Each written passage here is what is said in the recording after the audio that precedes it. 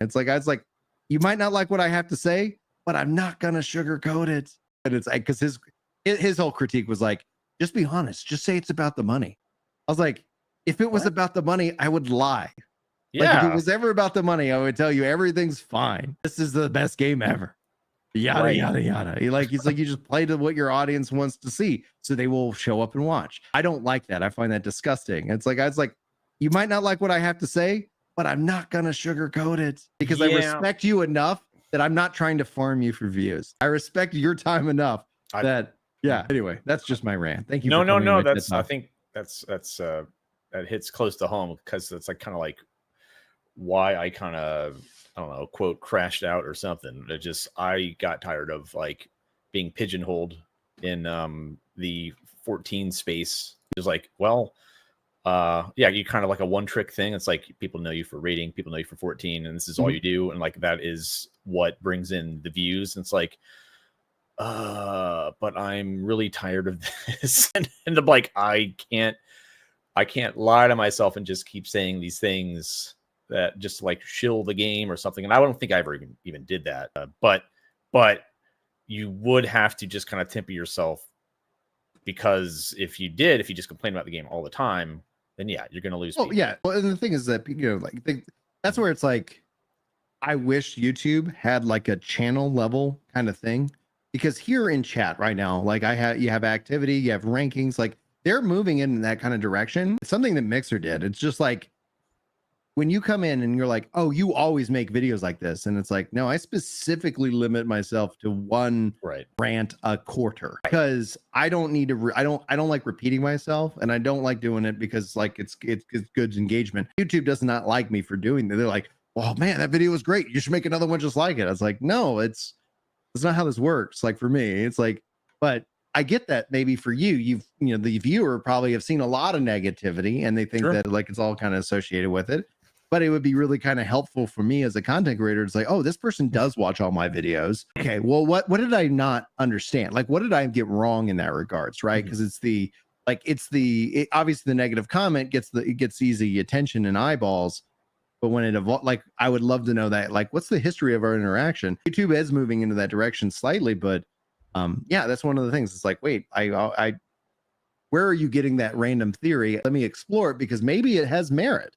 Or maybe you're just somebody who's angry and you're just trying to throw stuff out in the world. I'm trying to figure out a way within social media to categorize those two things so that it's like, like for example, like Wes, good guy, good friend. We don't agree on everything, but I think that's what makes friends friends. If he said something, if he said something like, hey, Brian, I don't think you have this right.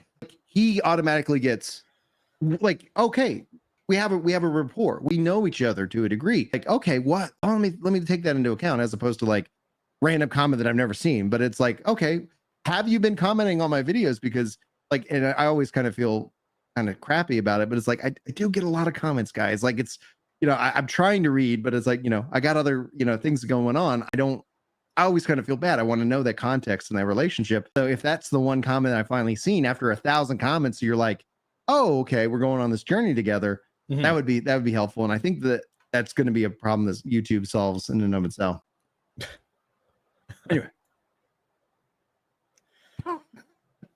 Yeah. Well, I mean, if you have comments online, I'm sure people will totally agree with you 100% of the time. But yeah, it's with 14,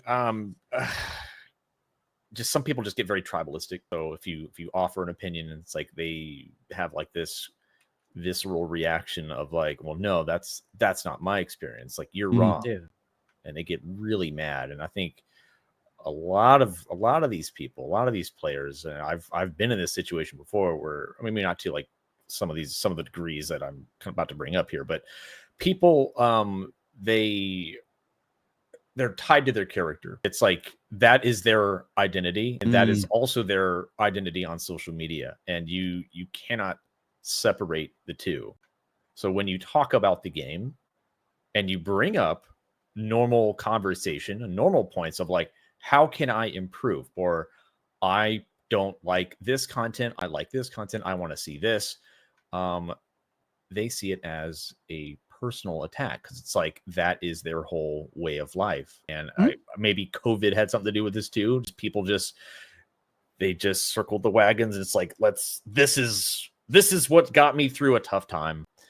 I identify with my character, fair, right? It is right. fair. Yeah, That happens. And you create a social circle. Maybe you didn't get out much. So yeah, you're going to defend something that like brought you a lot of joy. But I think it also blinds you to actual healthy discussion and criticism, where it's like, guys, it's okay to have different points of view. It's really fine. Like, I'm not personally attacking you. Like, we can say things that are like going wrong with the game, or we can agree to disagree. And I think people just completely lost that ability to even say that. It's like, oh, you disagree with me, then you are, and then they list off, well, if we want to get into like real angry social media, they call you all kinds of names. It's a standard litany, to the point where like, when you kind of see how the game's played, they try to like they'll put any kind of label they can on you. Back to the thing, it's like, what would annoy you the most? What would annoy you the most? And then it's like, okay, oh wait, like, again, like the common ones are racist, sexist, like any ist or fascist. Phobe, I've been called all those things lately. Well, like, if you and that's the point where I'm like, if you haven't been, I don't know if you have an opinion worth even listening to, because it's like, at that point, like, are you so like curated yourself that it's like, oh, like, we can't talk and think like human beings otherwise? And that was the other thing that got me pissed off about different gaming communities, especially with 14. It's just, you had to walk on eggshells all the time, because if you slip up, you say something, then the pitchforks are gonna come out and they're gonna attack you. They want to deplatform you. They want to cancel you. It's like, all because you said something I'd say is pretty common sense. It's like, well, like why are you calling me these names? Like, why are you saying these things about me? It's like, that's not even remotely true. It's like, there's no middle ground with some folks when you there's also like about their game. And this is something I think is just deeply human, and we've seen it happen throughout generation after generation. Like, it's like, I would say I'm a very religious person. Like, I gotta put the cross right up there on the wall. And it's like, but at the same time, like, it's like, I can only understand some of the things that have been going on with that in the context of a religious belief, as opposed to like, okay, if we're debating like facts, like the fact is I have a floor in my house, as opposed to like, I believe there's a floor in my house. And it's like, okay, if we go into that, like, as long as we're okay with going into that realm and having that, like, okay, great, that's what you believe, cool, talk to me about that. Right. I believe in more conversation, not less. I believe in like exploring these ideas, like, educate me. Like, I've never, like Wes has pointed out, like, we have different worldviews. Everybody does, right? But I'm hearing you. Go ahead. But I think with 14, if you have a particular set of worldviews, like, you either accept it or you're completely shunned. You have to think a certain way. Do you think that happens within 14? And does it happen in any other game? I'm sure it does happen in other games, but I feel like you feel that in WoW at all when you do like WoW raids? Not to this degree. No, I feel like it was empowered by the TOS changes in Stormblood. You remember when we were talking about that? How many years ago was that? Where it was like, oh, if you tell someone how to play their character, oh right, if you can't compel someone to like play the game, like they're it's coddling people. It's making them soft in a way. Like, here's the thing. Like, I've described this many times because I play both. I play WoW. I play 14. I played other MMOs and stuff. WoW players will talk shit to you to your face. You'll get instant, immediate feedback if you are not up to standards, and like, that could be toxic. That could be not fun for you, but at least it gets your brain going, like, maybe I should play better, or I'm going to get removed from the group immediately. With 14, or a community like 14, you don't get that feedback. You get people that just either remove you from the group. You don't know why. You might have an idea. You never know, oh, am I the baddie? Am I the shitter? Like, why did the group disband? And then they get remade somewhere else. See, but then you find it on Reddit. To your face. 14, they'll do it behind your back, either on Discord or social media. That's the difference. And they're worse. Like, honestly, and they're like, way